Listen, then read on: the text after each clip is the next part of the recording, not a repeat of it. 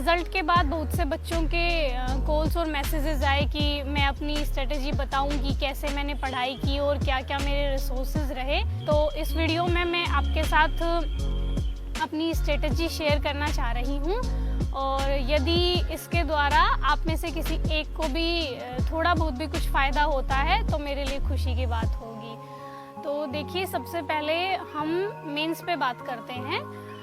जो मेंस के लिए मेरे रिसोर्सेज रहे, क्योंकि ज़्यादातर बच्चों के क्वेश्चन रिसोर्सेज के बारे में ही होते हैं। सबसे पहले एसए का पेपर आता है।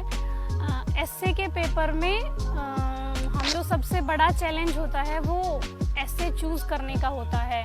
तो मैं यही कहूँगी कि जिस एसए को लेके आप सबसे ज़्यादा कंफर्टेबल हैं और जो आपको अच्छे से समझ में आया है, आप उसी एसए को चूज़ करें। और एसए के लिए जो मेरे रिसोर्सेज रहे वो निबंध दृष्टि नाम से एक बुक आती है जो दृष्टि आईएएस की है, आप वो देख सकते हैं। और एक बुक निशांत जैन सर की है जिसमें उन्होंने टॉपर्स के कुछ एस्से मतलब इंक्लूड किए हैं, तो वो भी आप देख सकते हैं एक बार मतलब आइडिया लेने के लिए। अदरवाइज एस्से में आपको अपने ही थॉट्स रिप्रेजेंट करने होते हैं। और एस्से के लिए जो सबसे इम्पोर्टेंट काम है वो ये है कि आप एक अलग से नोटबुक बना सकते हैं जिसमें हम अपने कोट्स रख सकते हैं या कोई फेमस स्टोरी रख सकते हैं, मतलब ऐसी चीज़ जो हम एस्से में यूज़ कर सकते हैं। और एस्से में आप जो इम्पोर्टेंट कीवर्ड्स हैं उनको अंडरलाइन कीजिएगा। कोशिश करिए कि ब्लैक पेन यूज़ हो जाए जहां हम कोट्स यूज़ कर रहे हैं या कोई इम्पोर्टेंट बात, कोई डाटा, कोई फैक्ट या कोई रिपोर्ट यूज़ कर रहे हैं। तो एस्से के बारे में यही सब कुछ। उसके बाद जीएस 1, जीएस के पहले पेपर में देखिए उसका थोड़ा वास्ट सिलेबस होता है। उसमें हमें हिस्ट्री भी पढ़नी होती है, ज्योग्राफी भी पढ़नी होती है, सोसाइटी भी पढ़नी होती है। तो उसके लिए सबसे पहले हिस्ट्री के लिए एनसीईआरटी तो आपको पढ़नी ही है 6 से लेकर 12 तक। आप ओल्ड भी पढ़ सकते हैं, न्यू भी पढ़ सकते हैं, लेकिन मैंने ओल्ड एनसीईआरटी पढ़ी थी। तो हिस्ट्री के लिए सबसे पहले ओल्ड एनसीईआरटी 6 से लेकर 12 तक। उसके बाद आप स्पेक्ट्रम पढ़ेंगे, मतलब स्पेक्ट्रम ऐसी है जो प्रीलिम्स में भी आपको हेल्प करेगी और मेंस में भी आपको हेल्प करेगी, तो स्पेक्ट्रम मस्ट है। उसके बाद आप बिपिन चंद्र पढ़ सकते हैं, मतलब मैंने जो बिपिन चंद्र की बुक थी स्वतंत्रता संग्राम, ये वाली पढ़ी थी। तो आप स्पेक्ट्रम पढ़िए, बिपिन चंद्र पढ़िए, उससे मतलब वो मोर देन इनफ है आपके लिए। और उसके बाद ज्योग्राफी के लिए जो सबसे इम्पोर्टेंट बुक्स हैं वो एनसीईआरटी है, स्पेशली जो 11th क्लास की एनसीईआरटी है, वहाँ से लगभग डायरेक्टली क्वेश्चन पूछे जाते हैं। तो ज्योग्राफी के लिए आप एनसीईआरटी पढ़िए 6 से लेकर 12 तक। उसके बाद एक जीसी लियोंग की बुक आती है, वो वैसे अभी तक शायद इंग्लिश मीडियम में ही है, लेकिन आप मतलब उसकी लैंग्वेज बहुत सिंपल है। मतलब मैंने वो पढ़ ली थी कि मतलब उसमें से जो मतलब बिल्कुल बेसिक कॉन्सेप्ट्स उसमें समझाए गए हैं, तो वो अगर आप कंफर्टेबल हैं तो जीसी लियोंग एक बार पढ़ लीजिएगा।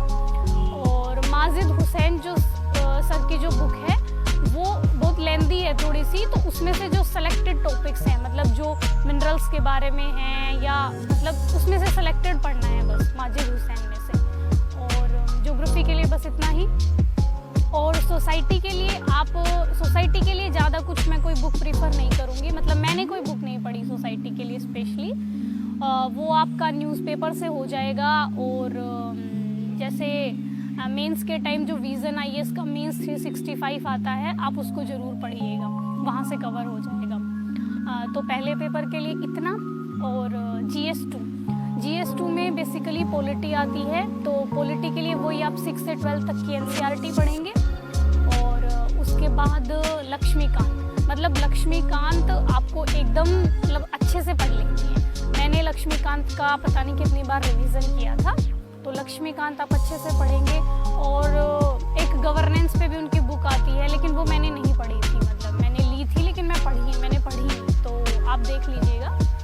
और बस पॉलिटी के लिए इतना ही। एनसीईआरटी आप अच्छे से पढ़िएगा, मतलब उसकी भी जो 11th 12th की एनसीईआरटी है वो बहुत इंपॉर्टेंट है। और उसके बाद आप लक्ष्मीकांत पढ़िएगा। उसके बाद मेंस 365 पढ़ना है आपको पॉलिटी का, तो वहाँ से आपका कवर हो जाएगा, मतलब करंट अफेयर्स। उसके बाद हम आते हैं इंटरनेशनल रिलेशंस पे। देखिए, इंटरनेशनल रिलेशंस के लिए कोई स्पेशल बुक नहीं पढ़ी मैंने, बस मैंने न्यूज़पेपर से पढ़ा था जो डेली आईआर का जो भी पेज आता है वो। और उसके बाद जो मेंस 365 आता है इंटरनेशनल रिलेशंस का, वो आप ज़रूर पढ़िएगा।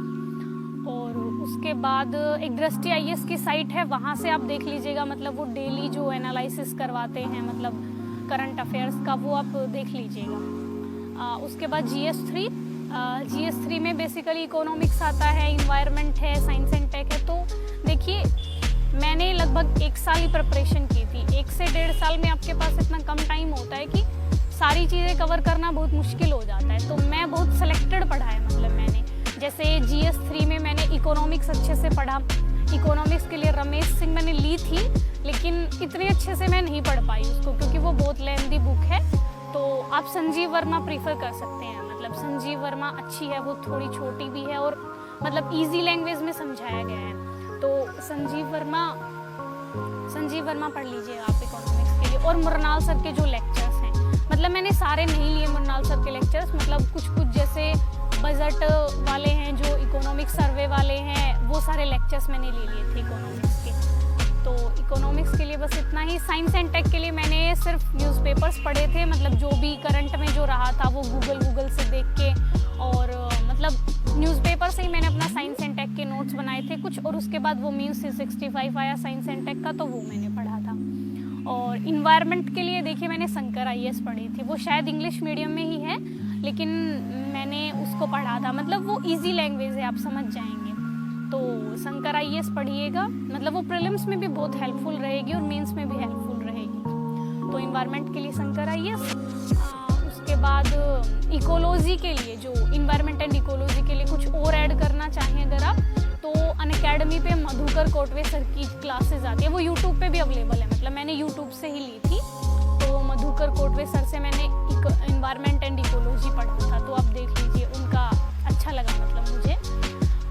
उसके बाद GS4 इथिक्स का पेपर, बेसिकली हमारी जो मतलब उसमें बहुत स्कोप होता है कि हम अपने थॉट्स उसमें रिप्रेजेंट कर सकें। तो इथिक्स के लिए मैंने स्टार्टिंग की थी लेक्सिकॉन से। आप सबसे पहले लेक्सिकॉन पढ़िए, मतलब लेक्सिकॉन में उन्होंने सिलेबस के हिसाब से मतलब बता रखा है सारी चीज़ें, तो उससे हमें एक बेसिक आइडिया हो जाएगा कि मतलब इथिक्स क्या है और सिलेबस में हमारे क्या क्या हैं। और तो लेक्सिकॉन मैंने पढ़ी थी। उसके बाद मैंने सिर्फ टेस्ट सीरीज़ लगाई थी इथिक्स की, मतलब मेनली जो सबसे इम्पोर्टेंट यहाँ टेस्ट सीरीज़ है, क्योंकि टेस्ट सीरीज़ में आपको केस स्टडीज़ मिलेंगी और आप अटेम्प्ट करेंगे तो आपको पता चलेगा कि कैसे मतलब केस स्टडीज़ आती हैं और उनके मॉडल आंसर्स आप देखेंगे। तो इथिक्स के लिए टेस्ट सीरीज़ मतलब आप ज़रूर लगाइएगा कोई अच्छी सी। और इथिक्स के लिए थोड़ा सा जो मैं बताना चाहूँगी, वो सबसे इम्पोर्टेंट है कि उसका सिलेबस, GS4 का जो सिलेबस है उसमें कुछ कीवर्ड्स दिए हुए हैं, जैसे एक सिविल सेवक के क्या क्या गुण होते हैं, जैसे ऑनेस्टी है और परसिवरेंस है, ये सब। तो आप वो कीवर्ड्स हैं जो वो अपने मतलब आंसर में यूज़ करें। और इथिक्स का पेपर थोड़ा सा लेंथी होता है, तो वहाँ आप अपनी स्पीड का ख्याल रखें और मतलब पेपर पूरा अटेम्प्ट करने का प्रयास करें। और इथिक्स का हो गया। तो ये मेरी मेंस की स्ट्रेटजी रही बेसिकली। और प्रीलिम्स के लिए जो मैं कहना चाहूँगी, वो सबसे इम्पोर्टेंट चीज़ है रिवीजन। आप प्रीलिम्स में लगभग 3 महीने पहले से मतलब सिर्फ प्रीलिम्स पे फोकस हो जाइए। प्रीलिम्स के लिए आपको कम से कम 3 महीने तो देने ही चाहिए, मतलब केवल प्रीलिम्स के लिए। तो प्रीलिम्स से पहले 3 महीने पहले आप सिर्फ केवल प्रीलिम्स की पढ़ाई करेंगे। और प्रीलिम्स के लिए सबसे जो ज़रूरी है वो रिवीजन है, क्योंकि देखिए सिलेबस बहुत बड़ा है, आप सब कुछ नहीं पढ़ सकते हैं, लेकिन जितना आपने पढ़ा है उस पे मतलब आपकी एकदम पकड़ होनी चाहिए कि यूपीएससी कहीं से भी कैसे भी घुमा के पूछ ले, आप उसको अटेम्प्ट कर लें। और प्रीलिम्स में ज़्यादा से ज़्यादा क्वेश्चंस अटेम्प्ट करने का प्रयास कीजिए। मतलब मैंने शायद 92 क्वेश्चंस अटेम्प्ट किए थे, मतलब 5-6 तो ऐसे आएंगे ही जो बिल्कुल ही हमें नहीं आते होंगे, लेकिन आप कोशिश कीजिए कि ज़्यादा से ज़्यादा अटेम्प्ट हो पाए। और CSET के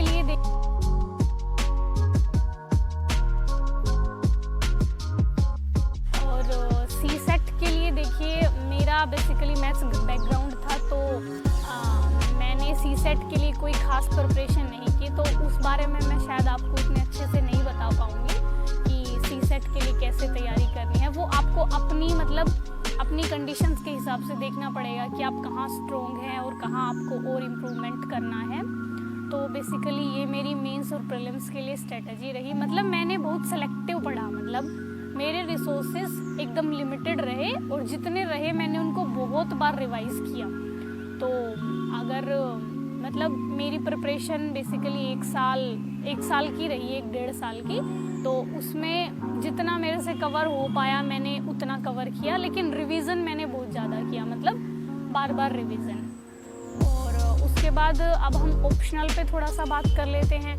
ऑप्शनल मेरा हिंदी लिटरेचर था और हिंदी लिटरेचर में देखिए 2 पेपर होते हैं। पहला वाला पेपर होता है वो भाषा खंड का होता है और दूसरा वाला पेपर होता है वो जो उसमें सिलेबस दिया गया है।